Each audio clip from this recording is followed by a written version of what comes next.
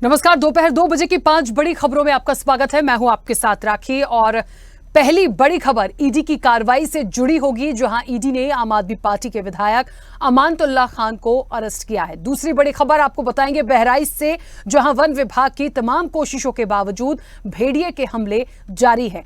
तीसरी बड़ी खबर महाराष्ट्र से रहेगी, जहां पुणे में एनसीपी के एक पूर्व कॉर्पोरेटर की हत्या कर दी गई है। चौथी बड़ी खबर तृणमूल कांग्रेस सरकार से जुड़ी है, जहां बंगाल विधानसभा का 2 दिवसीय स्पेशल सेशन बुलाया गया है। और पांचवी बड़ी खबर हरियाणा से, जहां मतदान की तारीख आगे बढ़ने के साथ भाजपा उम्मीदवारों की सूची जारी करने में थोड़ा समय और लेगी।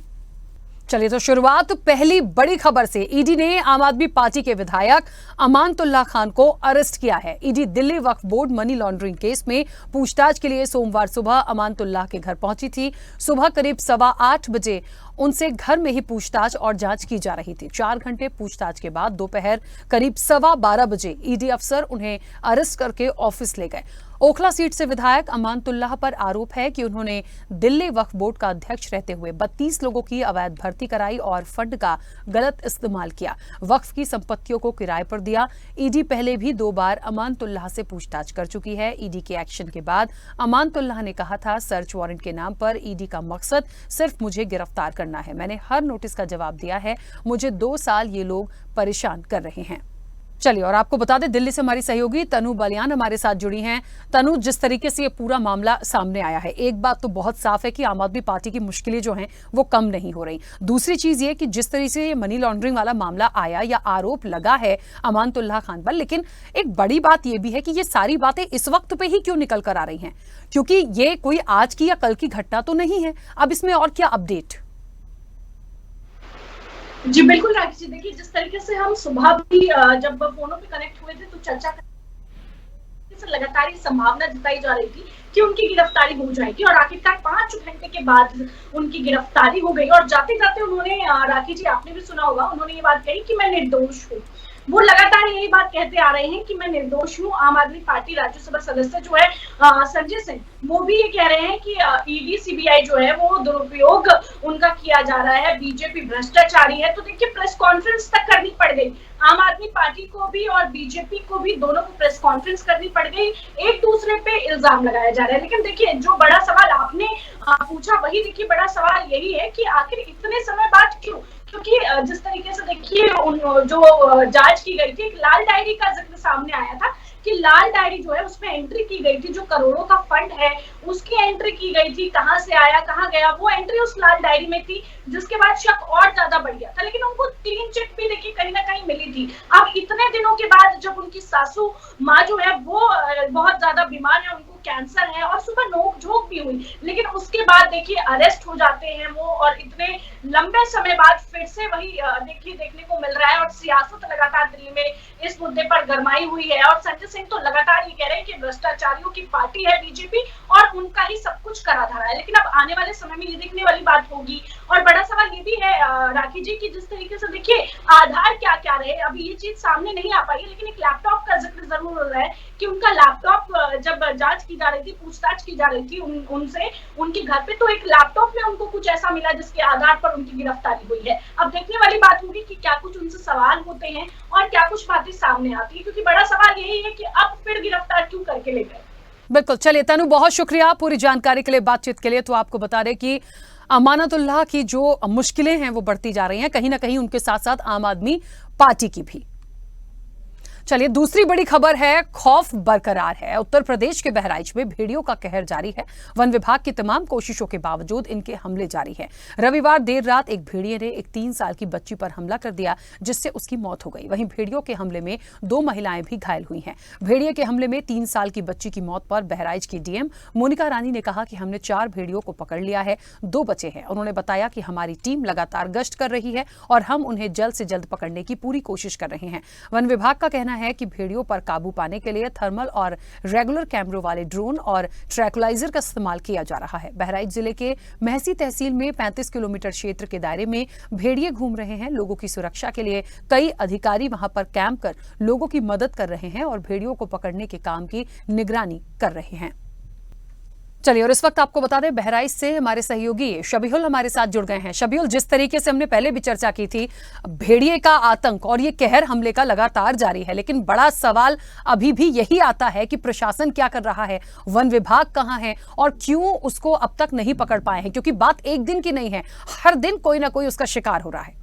कि प्रशासन लगातार लगा हुआ है, लेकिन अभी जो 2 भेड़िए घूम रहे हैं उसको प्रशासन अभी अपने रेस्क्यू नहीं कर पाया है। लेकिन अभी देखा गया कि कल ही 2 हादसे हुए थे, इसमें 2 लोग घायल हुए थे। लेकिन बीती रात, आज रात में लगभग 12 बजे के आसपास एक महिला के ऊपर भेड़िए ने हमला किया। उसके बाद कुछ ही देर के बाद लगभग 3 बजे के आसपास देखा गया कि एक बच्ची को भी भेड़िए ने शिकार बना लिया, उसको भी मौत के घाट उतार दिया। उसके साथ साथ एक महिला और, जबकि लगातार कल से और अभी तक के लगभग 5 लोगों के साथ ये हादसा हो चुका है।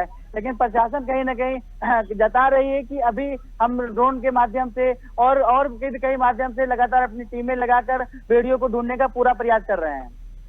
बिल्कुल, चलिए, बहुत शुक्रिया शबीहुल पूरी जानकारी के लिए, बातचीत के लिए। तो जाहिर तौर पर देखिए भेड़िए का कहर जारी है और प्रशासन अपनी तरफ से कोशिश कर रहा है, लेकिन फिलहाल अभी भी 2 भेड़िए पकड़ से बाहर हैं। चलिए, और इस वक्त की तीसरी बड़ी खबर, पुणे में फिर ठाई हुई है। पुणे में एनसीपी के एक पूर्व कॉर्पोरेटर की हत्या कर दी गई है। रविवार रात को इस वारदात को अंजाम दिया गया। बताया जा रहा है कि देर रात 8:30 बजे पुणे के नानापेट इलाके में बिजली गुल कर दी गई थी और उसके बाद अचानक से ताबड़तोड़ फायरिंग शुरू की गई।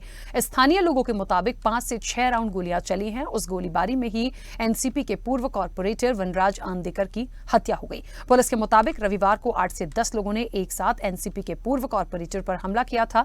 बचने का मौका तक नहीं मिला और वनराज वहीं पर ढेर हो गए। उन्हें समय रहते केजीएम अस्पताल जरूर ले जाया गया, लेकिन इलाज के दौरान उन्होंने दम तोड़ दिया। इधर पुणे प्रशासन पर कई सवाल उठ रहे हैं। कानून व्यवस्था को लेकर भी चिंता जाहिर कर दी गई है। बड़ी बात यह है कि कुछ दिन पहले ही एक पुलिस अधिकारी पर भी धारदार हथियार से हमला किया गया था। उस हमले में पुलिस अधिकारी गंभीर रूप से घायल हुए थे।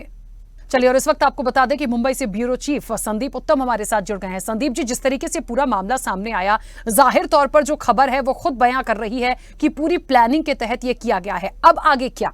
में अब तक गुंडों का राज चल रहा है, दिखाई दे रहा है। हालांकि कल ही एक खबर सामने आई है कि जो एनसीपी के पूर्व कारपोरेटर थे उनकी हत्या कर दी गई है।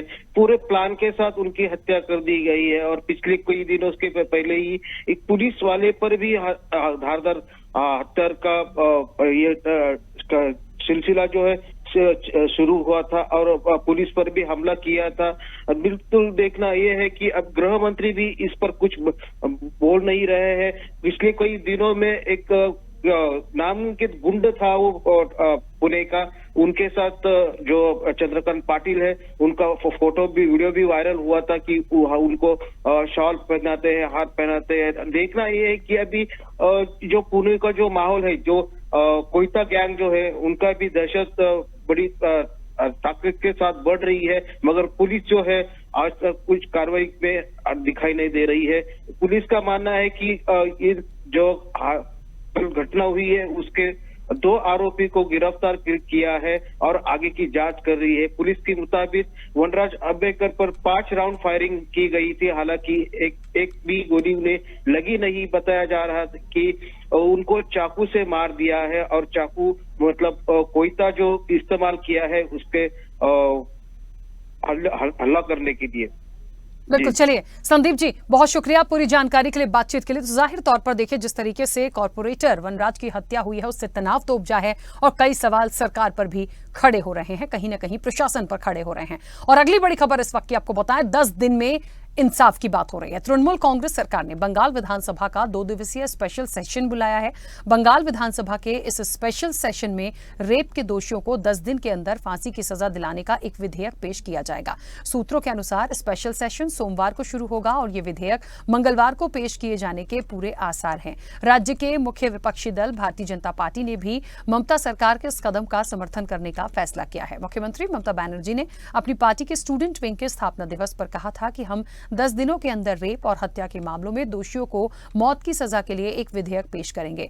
हम इसे राज्यपाल के पास भेजेंगे और अगर वो विधेयक पारित नहीं करते हैं तो हम राजभवन के बाहर अनिश्चितकालीन विरोध प्रदर्शन पर बैठेंगे। इस विधेयक को पारित किया जाना चाहिए। राज्यपाल इस बार जवाबदेही से बच नहीं सकते। रेप करने वालों को फांसी क्यों नहीं दी जानी चाहिए? चलिए, और इस वक्त आपको बता दें कि पश्चिम बंगाल से हमारे साथ फरीद खान हमारे साथ जुड़ गए हैं, जो कि प्रवक्ता भी हैं तृणमूल कांग्रेस के। फरीद जी, सबसे पहले तो बहुत स्वागत जुड़ने के लिए, और बहुत अच्छा एक निर्णय मुझे लगता है ये होगा। लेकिन इस सेशन में क्या अपडेट है, क्या उसको इम्प्लीमेंट करा लिया जाएगा, कितना वक्त लगेगा? क्योंकि सुनने में तो बहुत अच्छा लगता है कि इस तरह की जो घटनाएं हैं उसके लिए सरकार एक स्टैंड ले रही है। जी राखी जी, सबसे पहले तो आपको नमस्कार, आपके सभी दर्शकों को नमस्कार।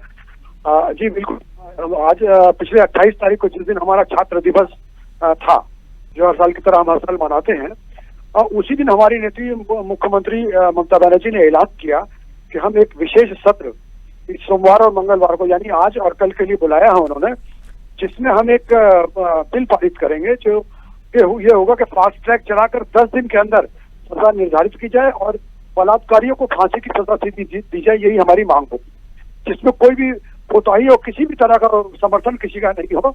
और मैं उम्मीद करता हूँ कि हमारा फोन पास पूरा नंबर भी है और हम इसको पास करा देंगे।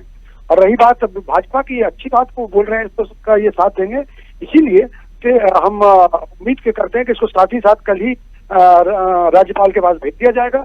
तो जब भाजपा के साथ दे रही तो मुझे यकीन है कि ये 2-1 दिन में ही पास हो जाएगा। और जब ये पास हो जाएगा तो मुझे ऐसा लगता है कि ऐसे लोगों की रूह कांपेगी, ऐसे बलात्कारियों की, इस बारे में सोचने का भी काम करेंगे।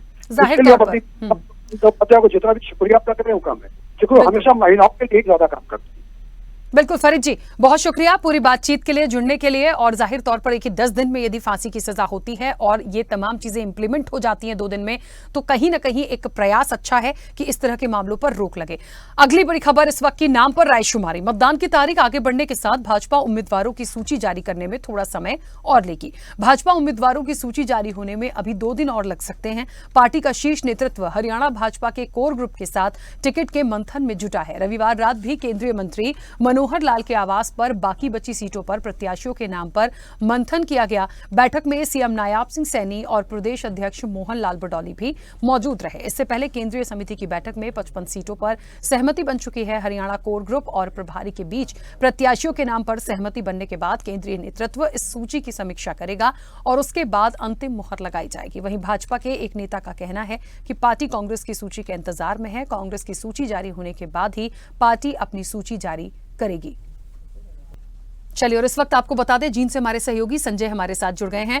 संजय, जिस तरीके से सूची का इंतजार और एक बैठक 55 सीटों पे सहमति बन चुकी है, कितना वक्त और लग सकता है और किस तरीके से पूरी तैयारियां हो रही हैं? राखी, जैसे कि भी सभी जानते हैं कि बीजेपी की जो शीर्ष मंडल के नेताओं की जो कोर कमेटी की जो बैठक थी, उसमें 55 जो है उम्मीदवारों की जो सूची तैयार की है, लेकिन अभी नाम घोषित नहीं किए गए हैं।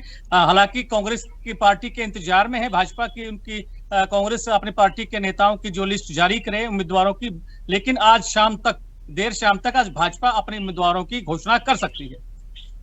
बिल्कुल, चलिए, बहुत शुक्रिया पूरी अपडेट के लिए संजय जी। और जाहिर तौर पर देखिए, प्रत्याशियों की सूची आनी है और इंतजार हो रहा है कांग्रेस के प्रत्याशियों का भी। भारतीय जनता पार्टी ने थोड़ा सा होल्ड किया है इन तमाम चीजों को, और उसके बाद थोड़ा सा कहते हैं ना कि वेट एंड वॉच में है कि कांग्रेस की तरफ से कौन आता है। उसके बाद जो सहमति बनी है उन नामों को वो डिक्लेयर करेगी।